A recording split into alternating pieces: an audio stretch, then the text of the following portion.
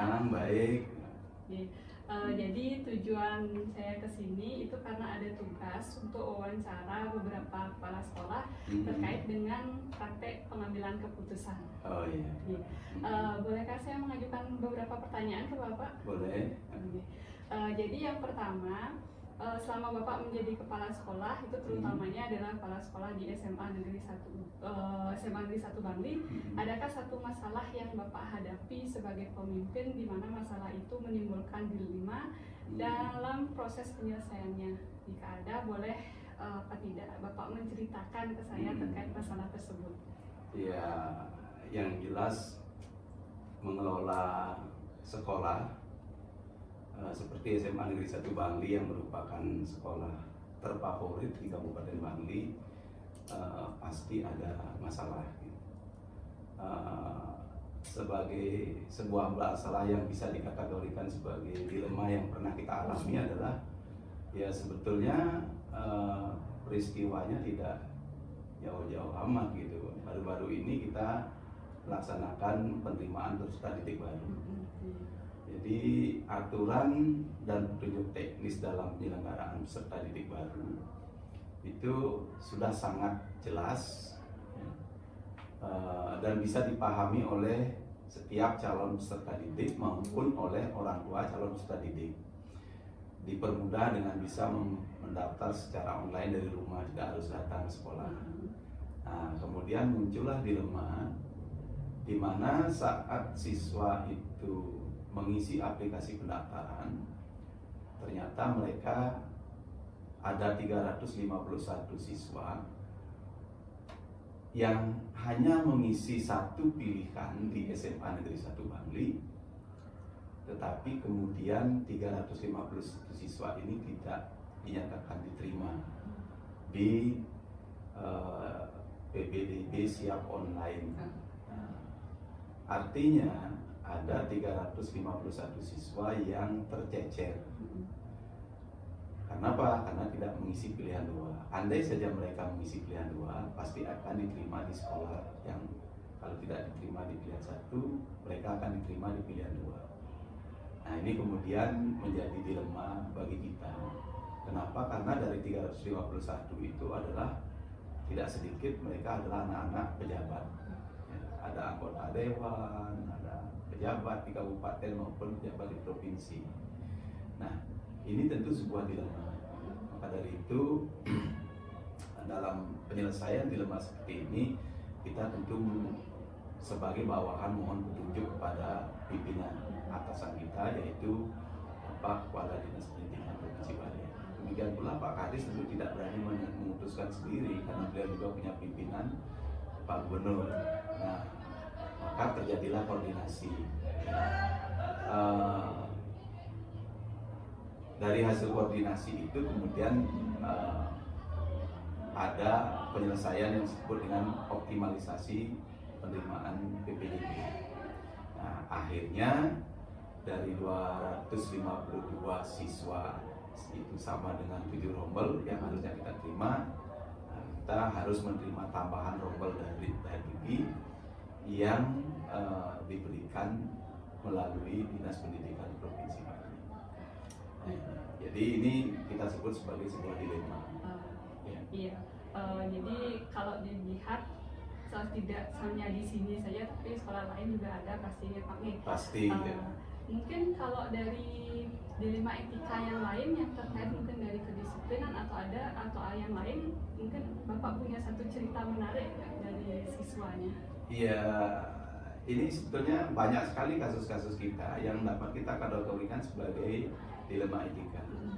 Jadi misalnya saja kita mengelola anak yang usia akhir balik. Nah, mereka gampang emosi, saling tatap saja bisa jadi marahan gitu. Nah, dalam kasus-kasus seperti ini tidak jarang justru untuk bisa diketahui secara lebih dini itu merupakan suatu hal yang memang perlu trik khusus. Ya.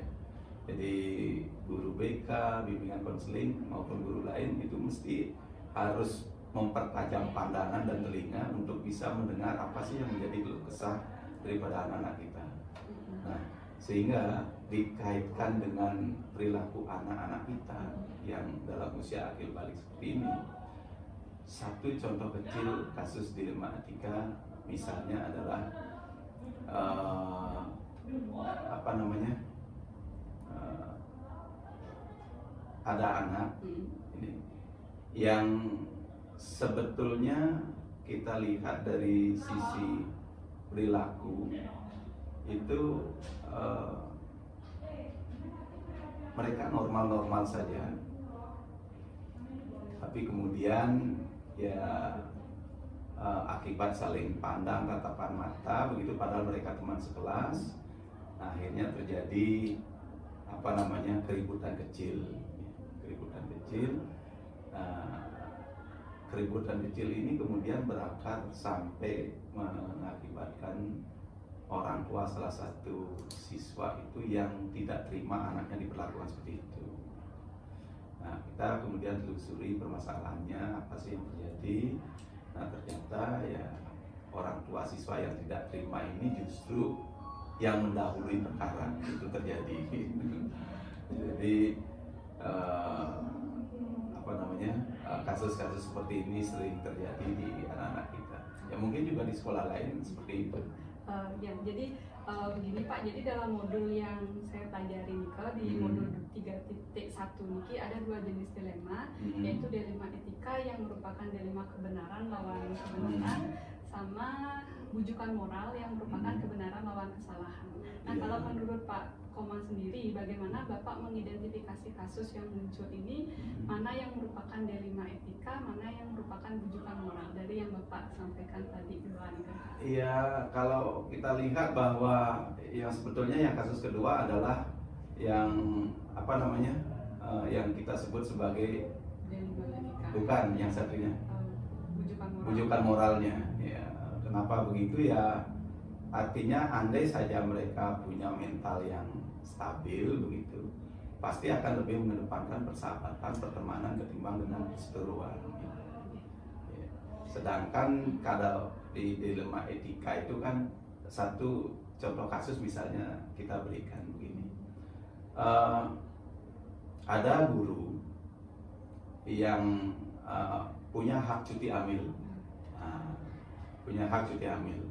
kemudian hak itu adalah hak yang dibawa sejak lahir kan oleh seorang ibu dan secara aturan dibenarkan. Nah, tetapi kemudian kalau ibu ini cuti, otomatis jam mengajarnya itu ya, satu kemungkinan akan kosong, atau kalau dilimpahkan ke orang lain akan membebani orang lain. Ya. Nah, sebagai seorang kepala sekolah ya tentu harus mengambil kebijakan bagaimana siswa tetap belajar. Maka kebijakan yang kita ambil biasanya adalah satu, memberikan jam guru yang cuti ini kepada guru MGP lainnya, teman se-MGP-nya, atau guru yang cuti ini memberikan tugas secara online atau mengajar online dari rumahnya. Nah, mana yang lebih tepat bagi dia untuk menjadi pilihan itu.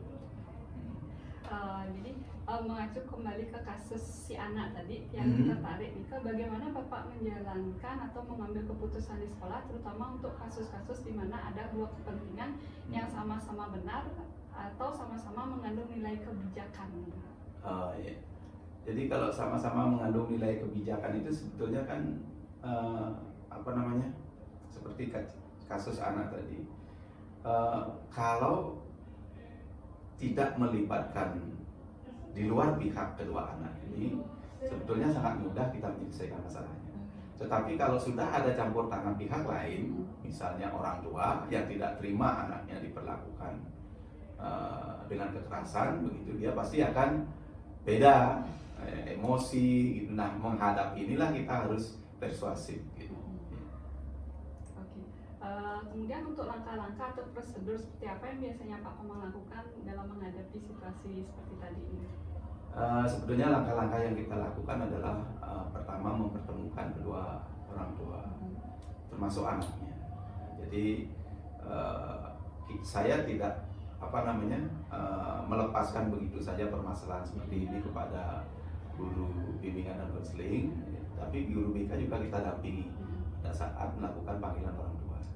Kalau memang tidak bisa orang tuanya hadir, kita yang mendatangi orang tua mereka untuk mencari duduk perkaranya, kemudian menyelesaikan perkara itu. Kemudian hal apa saja yang selama ini Bapak anggap efektif dalam mengambil keputusan pada kasus seperti tadi? Hal yang kita anggap efektif itu sebetulnya adalah komunikasi, ya. Dan secepatnya kita harus melakukan komunikasi. Tidak boleh menunda-nunda masalah, apalagi masalah perseteruan. Itu kalau ditunda bisa bahaya. Jadi sesegera mungkin. Maka kita di dalam mengelola sekolah, setiap kali mendengar baru akan mau terjadi perkelahian misalnya antara anak, itu sudah kita harus segera antisipasi, ya. Karena seperti tadi saya sampaikan, kalau itu dibiarkan, permasalahannya bisa melebar antar orang tua, kemudian antar teman-temannya. Jadi selama ini apa saja menjadi tantangan dalam mengambil keputusan dalam dilema etika tadi? Yang menjadi tantangan sebetulnya ini sesuatu yang memang harus kepala sekolah itu harus satu memahami betul apa yang menjadi tugas pokok dan fungsi sebagai seorang kepala sekolah. Yang kedua juga harus di backup dengan pengetahuan-pengetahuan, peraturan-peraturan yang memang wajib diketahui oleh seorang kepala sekolah. Sehingga dengan dasar itu seorang kepala sekolah akan bisa memberikan keputusan yang tepat dalam masalah apapun. Untuk selama ini apakah Bapak punya tata cara atau jadwal tertentu dalam sebuah menyelesaikan kasus gitu? Atau misalkan bentuk atau prosedur seperti apa yang Bapak jalankan gitu? Apakah ada jadwalnya? Gitu? Kalau yang namanya kasus insidentil kita tidak jadwalkan, maka penanganannya juga sesegera mungkin, ya. Tetapi kalau yang sifatnya adalah pembinaan, itu memang kita jadwalkan. Misalnya observasi ke siswa, observasi ke guru, itu kita jadwalkan secara rutin. Termasuk misalnya literasi yang kita laksanakan tiap pagi itu terjadwal. Selama Bapak menangani kasus atau selama Bapak menjabat jadi kepala sekolah, ada nggak sih faktor-faktor yang selama ini mempermudah atau membantu Bapak dalam mengambil keputusan dalam setiap kasus? Pasti. Jadi dengan catatan seorang kepala sekolah tidak boleh mendiamkan masalah itu sendiri.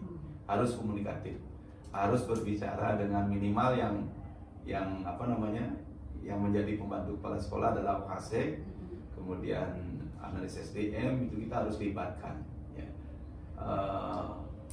Kalau kata orang Bali itu tanhane wong sakti sinunggal. Jadi tidak ada orang yang hebat sendirian. Orang hebat itu pasti di belakangnya adalah orang-orang hebat juga. Dari semua hal yang telah Bapak sampaikan tadi, pembelajaran yang dapat Bapak petik dari pengalaman Bapak mengambil keputusan dilema etika seperti apa?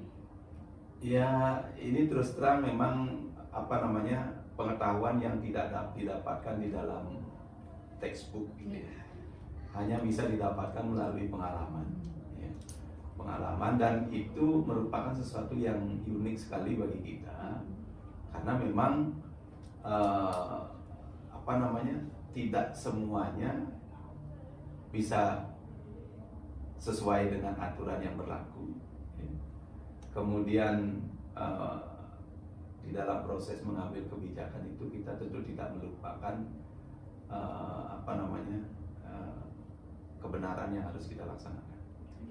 Mungkin lagi satu ya, bisa nggak Bapak ngasih kayak trik kepada kami dari guru bagaimana cara menghadapi atau menyelesaikan permasalahan dilema etika khususnya di dalam kelas? Iya, nah ini misalnya contoh kecil begini, pada saat kita ngajar di kelas, ada seorang siswa terlambat. Ya. Kalau misalnya kita sebagai guru yang ada di kelas itu memahami betul kondisi si anak, tentu itu tidak harus marah duluan, ya. Harus bertanya dulu kenapa terlambat. Sebab penyebab dia terlambat itu yang penting kita ketahui. Ya. Kan tidak jarang biasanya kalau melihat anak-anak yang terlambat gitu, pasti kesan kita pertama adalah anak ini malas.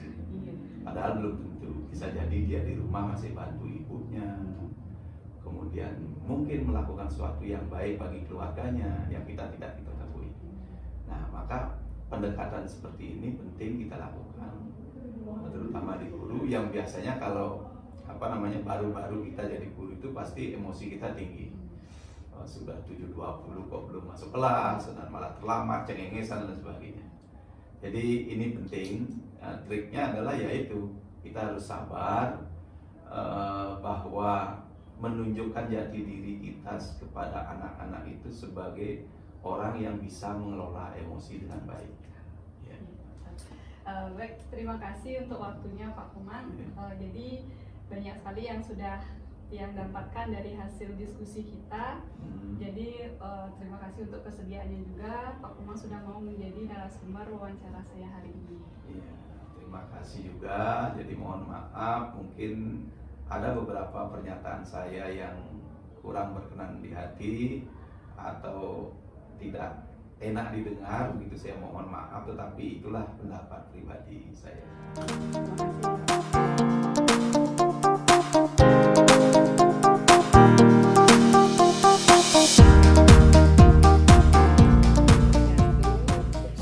Apa kabar Pak? Jadi seperti niki Pak, yang kan mentan tugas dari CGP itu terkait dengan wawancara dari beberapa kepala sekolah. Jadi yang minta waktu Bapak untuk kita sharing atau berdiskusi terkait dengan praktek pengambilan keputusan. Boleh yang mengajukan beberapa pertanyaan ke Bapak? Ya, silakan. Oke. Jadi untuk pertanyaan yang pertama nih, selama Bapak menjadi kepala sekolah, ada nggak satu masalah yang Bapak hadapi sebagai pemimpin dalam menyelesaikan suatu permasalahan? Jika ada, boleh Bapak menceritakan ke saya terkait dengan permasalahan tersebut.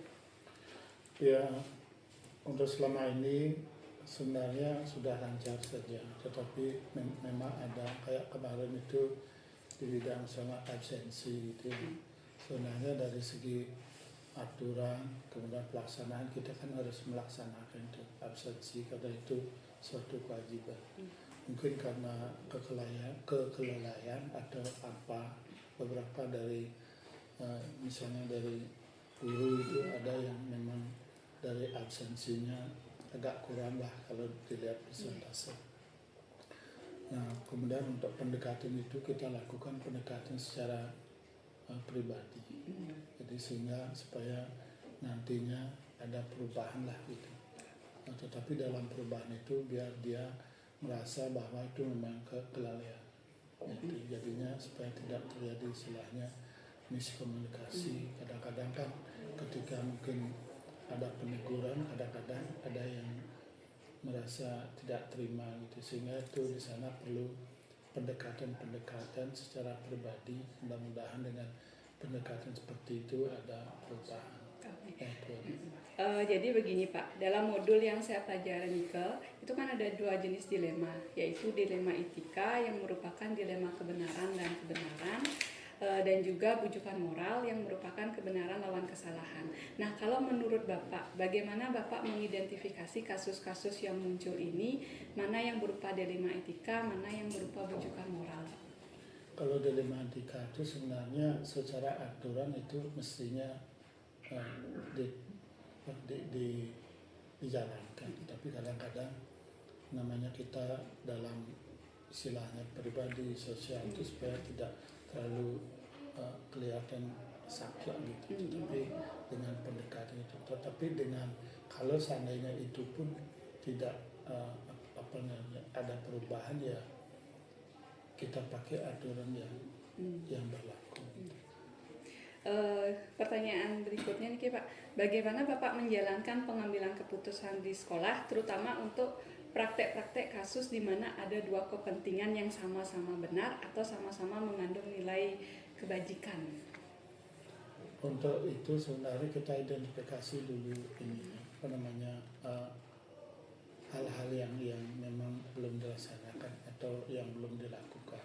Setelah itu, setelah identifikasi, kalau seandainya memang itu agak besar ininya, kita adakan koordinasi dengan staf gitu, sehingga nanti supaya di staf kita dengan staf itu satu visi lah, satu jalan, sehingga ketika aturan itu dijalankan semuanya mendukung gitu.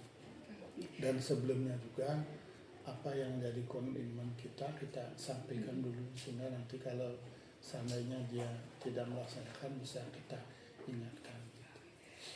Terkait dengan langkah atau prosedurnya Nike, seperti apa yang biasanya Bapak lakukan selama ini?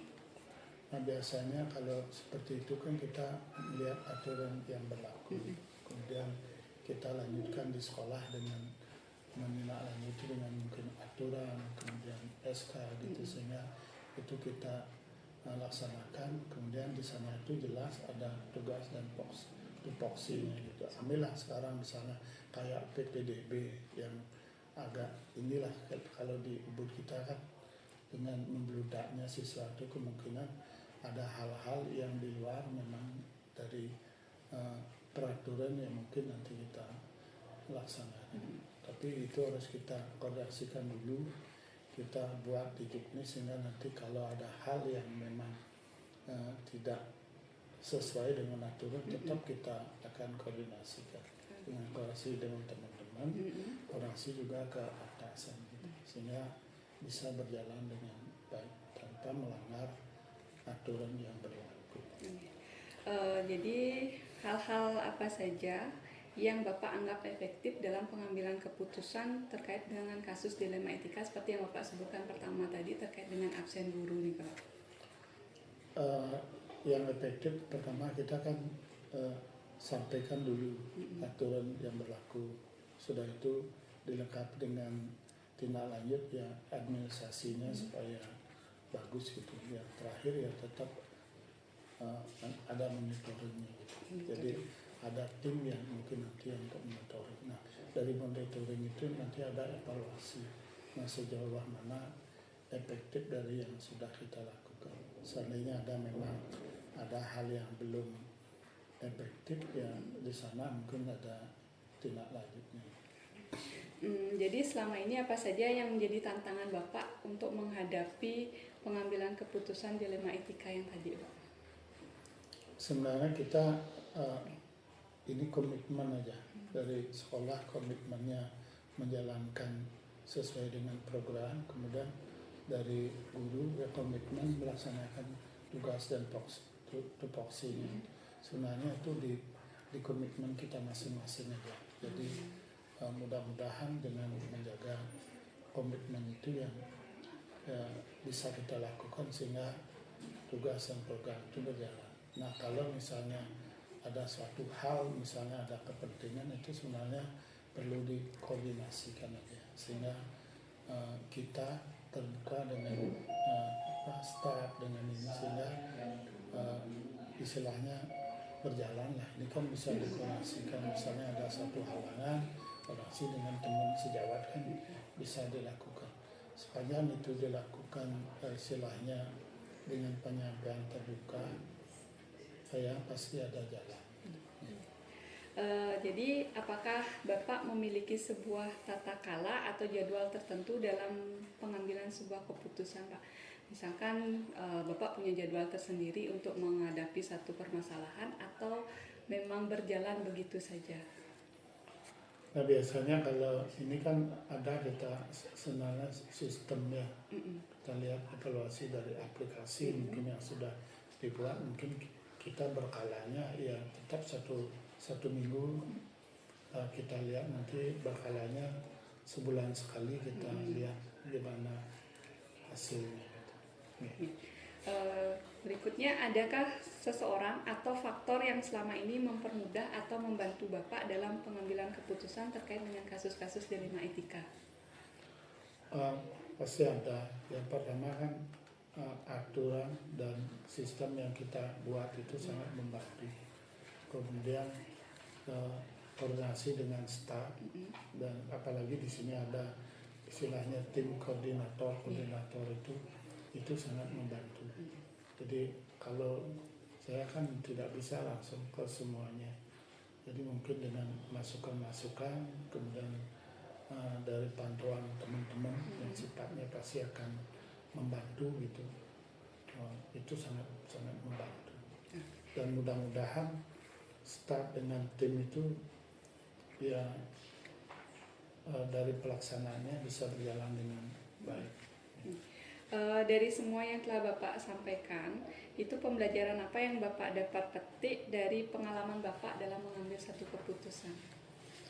Pengalaman itu adalah bagaimana kita bisa bersama-sama, jadi tanggung jawab bersama-sama bahwa apapun tugas yang kita lakukan harus kita komitmen dan tanggung jawab yang baik, karena satu saja komitmen atau tanggung jawab yang kita tidak lakukan akan berpengaruh pada kinerja yang lain gitu. Jadi itu pertanyaan terakhirnya. Jadi terima kasih untuk waktu yang sudah Bapak berikan dan juga kesediaan Bapak dalam menceritakan terkait dengan pengalaman Bapak mengambil satu keputusan dalam dilema etika. Mudah-mudahan apa yang Bapak sampaikan tadi itu bisa menjadi satu pembelajaran untuk yang kedepannya. Terima kasih Pak. Terima kasih. Itu yang cukupkan. Terima kasih. Ya.